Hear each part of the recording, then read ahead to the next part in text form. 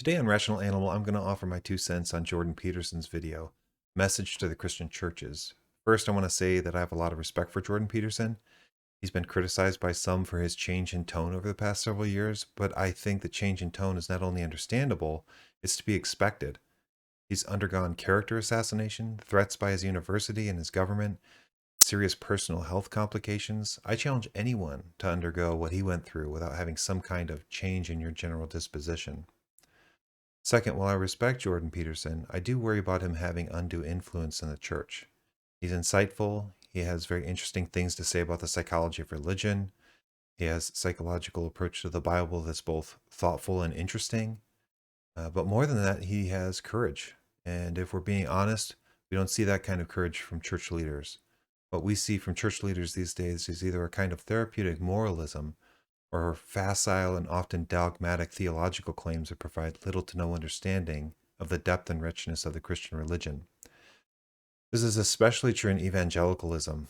Way too many churches end up offering their congregations a feel-good pop psychology. So when an actual clinical psychologist comes in and offers a substantial alternative to that feel-good pop psychology, he easily beats them at their own game.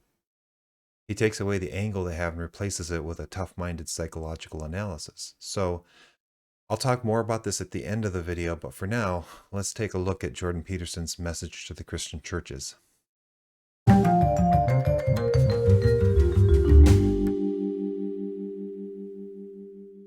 going to start the video at 6 minutes and 51 seconds because that's where he begins his commentary on the Christian church and more of a direct kind of admonition to the churches. The Christian church is there to remind people, young men included, and perhaps even first and foremost, that they have a woman to find, a garden to walk in, a family to nurture, an ark to build, a land to conquer, a ladder to heaven to build, and the utter terrible catastrophe of life to face stalwartly in truth, devoted to love, and without fear. This kind of way of thinking about the Bible, I think, is best seen when you take a more literary approach to the scriptures. And I think sometimes it's missed in a more rigorous, maybe rationalistic or grammatical historical method of interpretation. So I think this is more true than a lot of Christians probably even realize. So great, it's good. Invite the young men back. Say literally to those young men, you are welcome here.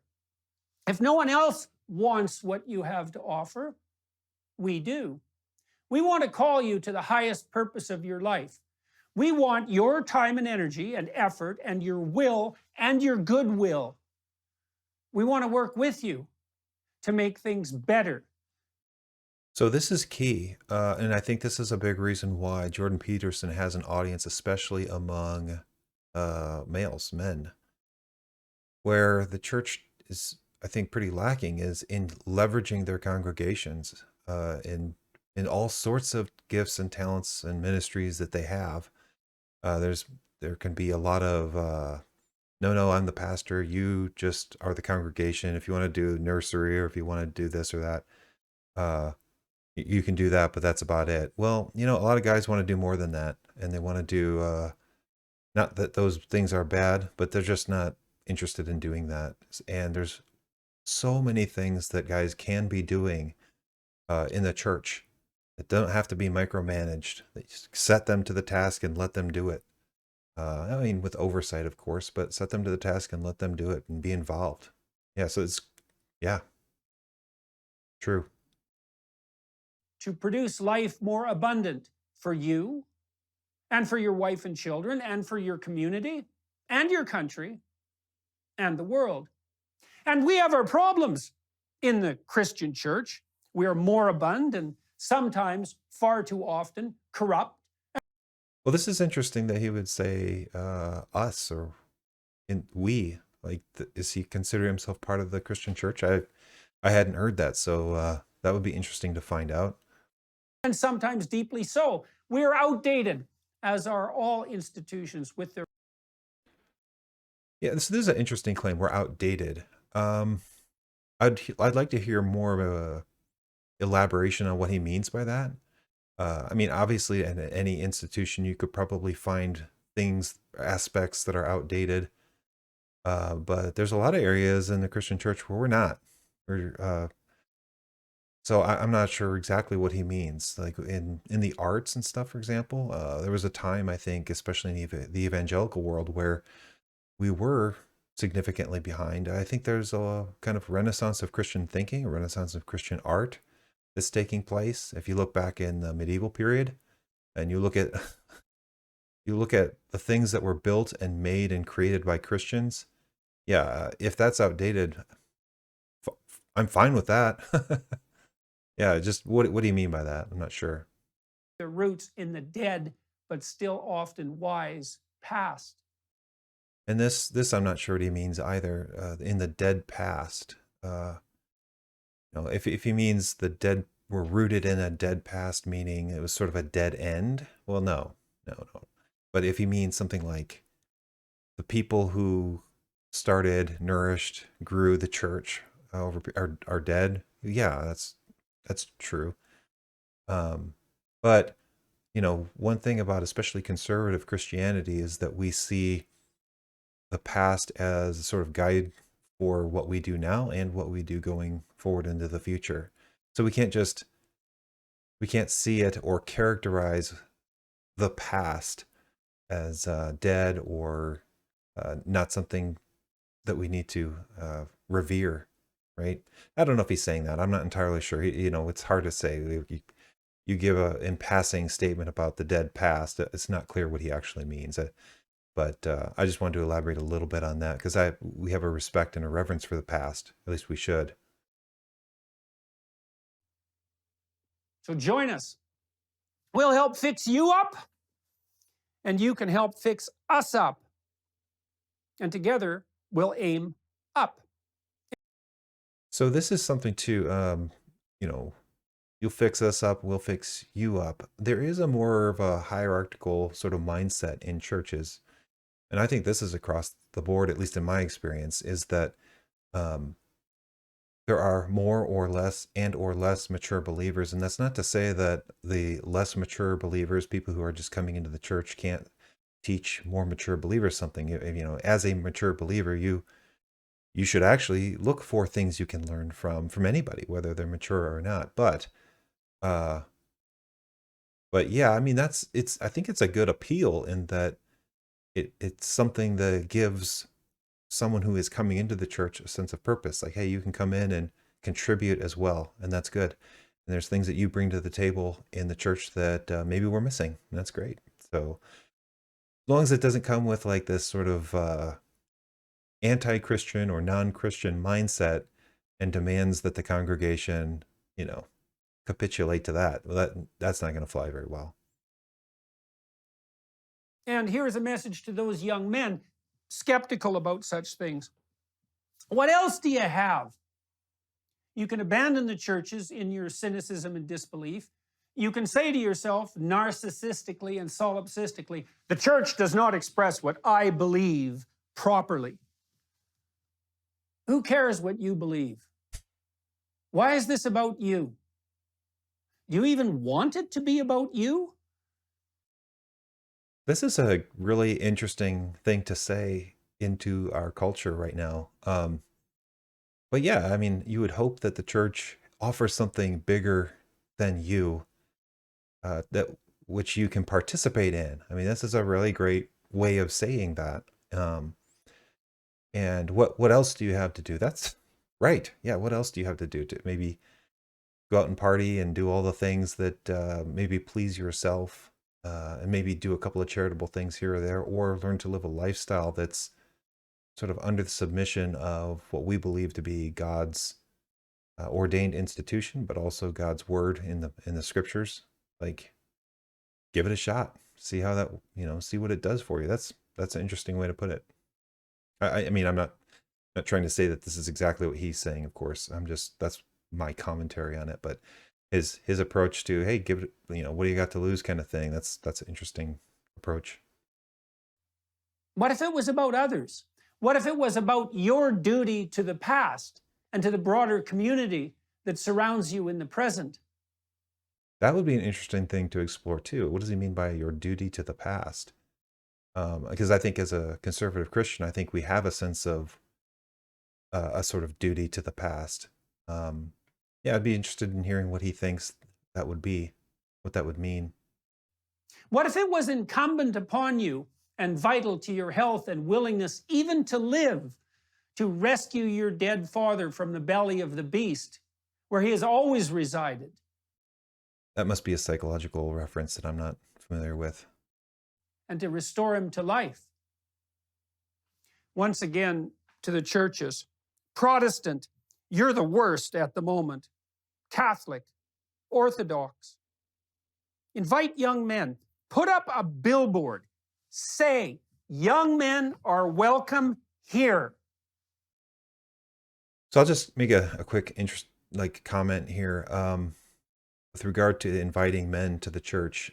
And take this how you want. I once asked William Lane Craig what he thought, he thought one of the biggest threats to the church was today, and he thought it was the feminization of the culture. And at the time, I was like, what? So clearly, there's worse things than that. But the more I think about it, there might be something to that. I don't know. I'd have to think through that a little bit more. But for whatever reason, the church has not been something that's appealing to men for a while now. My understanding is that more women attend church than men do. I know myself, I'm not terribly interested in going to church. I have to actually kind of make myself do that. And a lot of times that's because I don't think that the church addresses men in ways that are interesting or appealing. So yeah, I echo that. Print some flyers and put them in a box by the billboard. Signal the existence of those flyers with an arrow with the words, more information about attending here. Tell those who have never been in a church exactly what to do, how to dress, when to show up, who to contact, and most importantly, what they can do. Ask more, not less, of those you are inviting. Yep. Yes. Cannot agree more. Ask more of them than anyone ever has. Remind them who they are in the deepest sense and help them become that. Your churches, for God's sake. Quit fighting for social justice. Quit saving the bloody planet. Attend to some souls. Okay, so this is an interesting part of this video.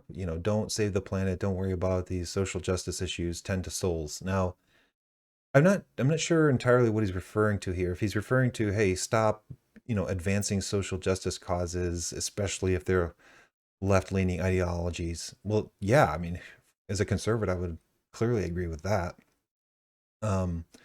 If it amounts to something more along the lines of you need to be worrying about personal piety, personal development of individual souls, that sort of thing, and not social issues, well, that I think is a false dichotomy. One of the ways I think that we best do meet the needs of our immediate community and broader culture as a whole is to develop as human beings, right? Is to grow in Christ likeness, and that is just what helps to bring societal change. But so I mean, maybe he might say something like that's an analog to cleaning your room, getting your house in order before you start to go out and to the world and try to change society and that sort of thing. If he means that, fine. If he means that there's some kind of like segmentation where the church is only about individual soul making and not about cultural change and that sort of thing, well, then I think that's a false dichotomy. So I don't know if that's what he's saying, but that would be my concern if he means that. That's what you're supposed to do. That's your holy duty. Do it now. before it's too late. And the hour is nigh. Okay, to offer some final thoughts, I think there's some really positive things that Jordan Peterson brings, not just to culture, but to the church in particular. So he offers a level of psychological analysis of, well, of psychological well-being that you don't often find in the church. So his level of analysis on psychological matters tends to be significantly better, more rigorous, more thought out than what you find in the church. So that's really great. His view of human depravity is interestingly parallel to that of Christianity, right? Christianity is hopeful about human destiny, but it's in light of the fact that we are depraved. And actually, some of his descriptions of kind of the potential for evil in humanity is it's great. I mean, it's really, really well stated. I think the way that he talks about it sometimes is something that we can learn from. Uh, he offers hope and meaning to, especially, I guess, men, that they can do something in this world that produces some kind of good. How can you complain about that? That's great. And that call comes in this sort of firm but affirmative tone, right? Which is what I think we need. It's great. Some people I've actually heard complain about Jordan Peterson's tone, especially more recently, after he's gone through all the stuff that he's gone through. Uh, and I've heard some rumblings and complainings about his tone. You know what? I just don't really care. I think actually sometimes that tone is needed. And it's it's kind of a maybe a symptom that in churches there's a death of outrage, and that's a bad thing, right? Like we do need to be upset about evil, and there are things that are worthy of being upset about. So yeah, I don't have a criticism there of Peterson's tone. The problems I do have are, given that so many people in the church are looking to him for leadership and guidance, there are some things that are key to the Christian faith that he doesn't seem to subscribe to, right? He seems to, I don't know, I don't think is dodging the question of God, but when he is asked about it, he thinks the question is too difficult to answer. And I have some respect for that because there are in a lot of Christian traditions, God is almost unknowable, right? Like there's depending on the branch of Christendom that you go into, some of them are just like God's just this really powerful being that's just like us, only way more powerful. Uh, to God is practically unknowable. God, I think I've even heard in the Orthodox tradition that God transcends being, that sort of thing. But anyway, so I understand the worry, but uh, we affirm something with some degree of faith that's metaphysical, and that's kind of required for Christianity, and that your moral attitudes and dispositions and convictions all align under that thing that he's so maybe, I don't know about skeptical of, maybe skeptical of, but not willing to commit to. That would be an issue. He seems to reduce biblical interpretation to a history of human psychological and moral development. And I think in his discussion with Bishop Barron brought out the fact that, well, yeah, a psychological interpretation of the Bible is one way of approaching it, the text, and there is legitimacy to that. But that's not the only way to approach the text. And he seems to reduce it to that. Maybe there's stuff that is out there where he doesn't, but that is certainly a worry, because if you're a conservative Christian, you're not just interested in the moral outworkings or the psychological mechanisms that produce virtue and that kind of thing. Those things are a concern, and those things are things that we're interested in, but not apart from the metaphysical claims about the nature and existence of God and redemptive history and things like that. Offers hope and meaning, but the ground for that hope and meaning that he offers, my worry is that when people work it out, um, that there'll be a deficit in the grounding for hope, a deficit in the grounding for meaning, at least in some objective, certainly some cosmic sense. So Long term, I don't think that hope, meaning, morality, these kinds of things that he so eloquently speaks about, uh, are sustainable. That's my view, and that would be my concern about his influence on the church. So, again, in the grand scheme of things, I really appreciate the work of Jordan Peterson. I think he brings things to the table, especially his courage, honestly. His courage is inspiring, and his courage is something, again, you don't really see. I can't really think of like a Christian leader who has that kind of courage, or at least if that person does have that kind of courage, it isn't really that much of a public figure that is visible. So, yeah, I really appreciate what he's doing. Have some concerns about the church taking what he has to say wholesale, but yeah, well, those are my 2 cents. Take them for what you think they're worth. Thanks.